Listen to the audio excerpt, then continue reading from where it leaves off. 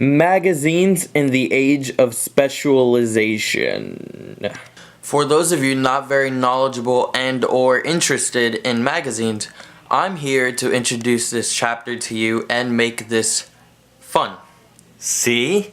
This is fun, right? Now let's get serious and get started on this serious talk about magazines. With the phase of magazines targeted to general audiences gone, specialization within magazines began to dominate. Instead of selling to mass audiences, magazines decided to step down and get smart by obtaining niche audiences for guaranteed sales. Yeah, prime examples of magazines marketed to specific niche audiences would be Sports Illustrated, marketed towards sports fans, i.e. men. Game Informer, marketed towards gamers, and Cosmopolitan, marketed towards women.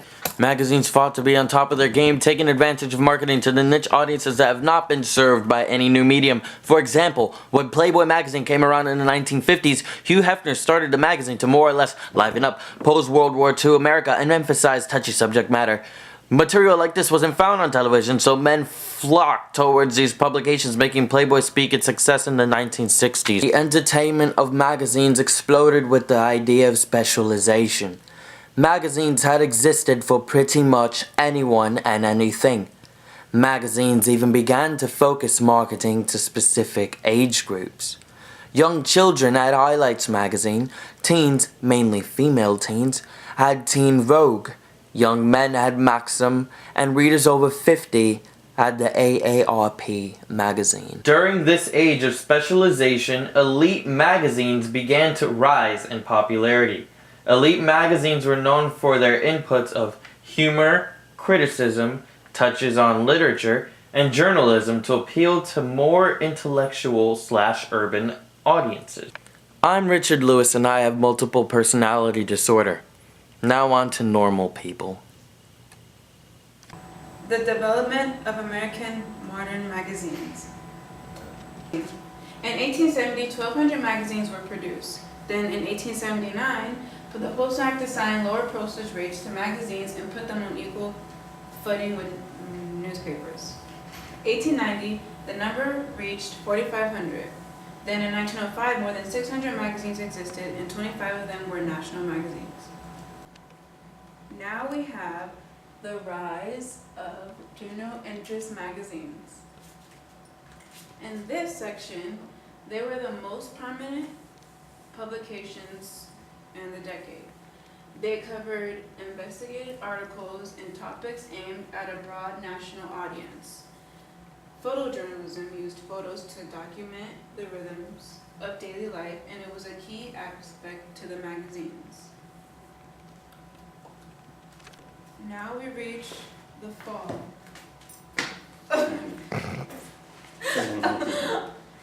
Did you get it? That was good. Yeah, keep going.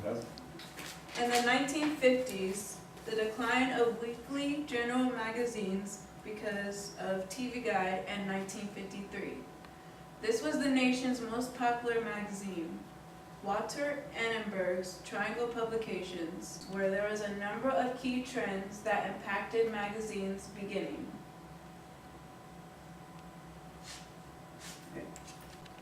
Convergence. Magazines confront the digital age. Now, as we're reaching higher and higher and higher, now, as society is becoming more modernized, 2/3 of American households have linked to broadband internet connections.